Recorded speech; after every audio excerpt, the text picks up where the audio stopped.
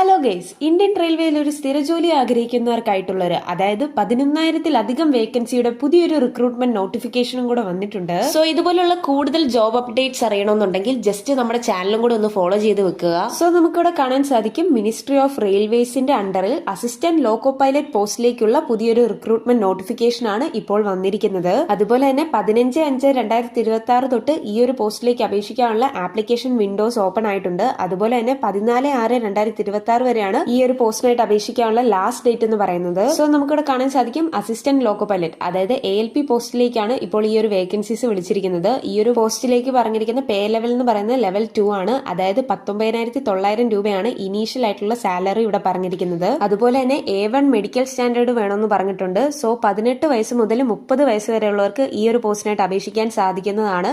ഇതുകൂടാതെ SC/ST കാൻഡിഡേറ്റ്സിന് 5 വർഷവും OBC കാൻഡിഡേറ്റ്സിന് 3 വർഷവും ഏജ് റിലാക്സേഷൻ ഉണ്ടായിരിക്കുന്നതാണ്. സോ അതുപോലെ തന്നെ നമുക്കിവിടെ കാണാൻ സാധിക്കും, 11,127ഓളം വേക്കൻസീസ് ആണ് ഈ ഒരു റിക്രൂട്ട്മെന്റിൽ ടോട്ടൽ ആയിട്ട് വിളിച്ചിരിക്കുന്നത്. സോ നമുക്കിവിടെ കാണാൻ സാധിക്കും, ഈ ഒരു A1 മെഡിക്കൽ സ്റ്റാൻഡേർഡ് എന്ന് പറയുന്നത് 6/6 ഡിസ്റ്റന്റ് വിഷൻ, അതായത് വിത്തൌട്ട് ഗ്ലാസസ് ആണ് ഈ ഒരു 6/6 ഡിസ്റ്റന്റ് വിഷൻ പറഞ്ഞിരിക്കുന്നത്. അതുപോലെ തന്നെ ബാക്കിയുള്ള വിഷൻ സ്റ്റാൻഡേർഡ്സും ഇവിടെ കറക്റ്റ് ആയിട്ട് പറഞ്ഞിട്ടുണ്ട്. സോ ഇനി ഈ ഒരു പോസ്റ്റിലേക്ക് അപേക്ഷിക്കാനുള്ള ആപ്ലിക്കേഷൻ ഫീസ് എന്ന് പറയുന്നത് ജനറൽ, OBC, EWS കാറ്റഗറിയിലുള്ള കാൻഡിഡേറ്റ്സിന് 500 രൂപയാണ് ആപ്ലിക്കേഷൻ ഫീസ് പറഞ്ഞിരിക്കുന്നത്. അതുപോലെ തന്നെ SC/ST, ex servicemen, female, transgender, അതുപോലെ തന്നെ EBC കാറ്റഗറിയിലുള്ള കാൻഡിഡേറ്റ്സിന് 250 രൂപയാണ് ആപ്ലിക്കേഷൻ ഫീസ് എന്ന് പറയുന്നത്. ഈ ഒരു fees first stage of selection process, അതായത് CBT 1 അറ്റൻഡ് ചെയ്തവർക്ക് ഈ ഒരു ഫീസ് റീഫണ്ട് കിട്ടുന്നതായിരിക്കും. സോ ഇനി നമുക്ക് ഇവിടെ കാണാൻ സാധിക്കും, ഈ ഒരു പോസ്റ്റിലേക്ക് പറയുന്ന റിക്രൂട്ട്മെന്റ് പ്രോസസ് എന്ന് പറയുന്നത് ഫസ്റ്റ് നടക്കാൻ പോകുന്ന ഒരു CBT ടെസ്റ്റ്, അതായത് കമ്പ്യൂട്ടർ ബേസ്ഡ് ടെസ്റ്റ് 1 ആണ്. അതുപോലെ തന്നെ CBT 2 ഉണ്ട്.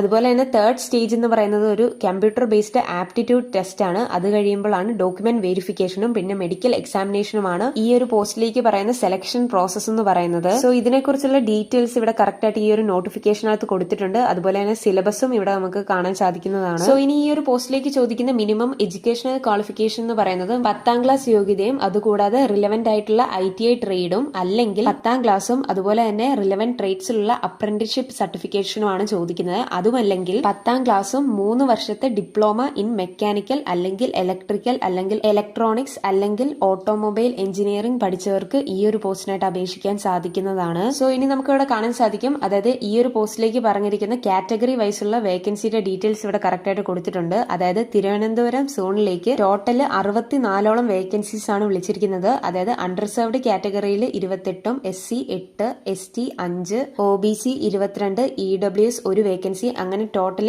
64 വേക്കൻസീസ് ആണ് വിളിച്ചിരിക്കുന്നത്. സോ അങ്ങനെ ഓൾ ഇന്ത്യ എല്ലാ സോണിലും കൂടെ ആയിട്ട് 11,127 വേക്കൻസീസ് ആണ് ഈ ഒരു പോസ്റ്റിനായിട്ട് വിളിച്ചിരിക്കുന്നത്. സോ ഈ ഒരു പോസ്റ്റിനായിട്ട് അപേക്ഷിക്കാൻ ആഗ്രഹിക്കുന്നവർ ഡീറ്റെയിൽഡ് ആയിട്ട് ഈ ഒരു നോട്ടിഫിക്കേഷൻ വായിച്ചതിന് ശേഷം മാത്രം അപ്ലൈ ചെയ്യുക. സോ ഈ ഒരു നോട്ടിഫിക്കേഷന്റെ ലിങ്ക് ഞാൻ താഴെ ഡിസ്ക്രിപ്ഷൻ ബോക്സിൽ ടാഗ് ചെയ്യുന്നുണ്ട്. സോ വീഡിയോ ഇഷ്ടപ്പെട്ടെങ്കിൽ ലൈക്ക് ചെയ്യാനും സബ്സ്ക്രൈബ് ചെയ്യാനും അതുപോലെ തന്നെ നിങ്ങളുടെ സുഹൃത്തുക്കളിലേക്ക് ഈ ഒരു വീഡിയോ ഷെയർ ചെയ്യാനും മറക്കല്ല്. So thanks for watching this video.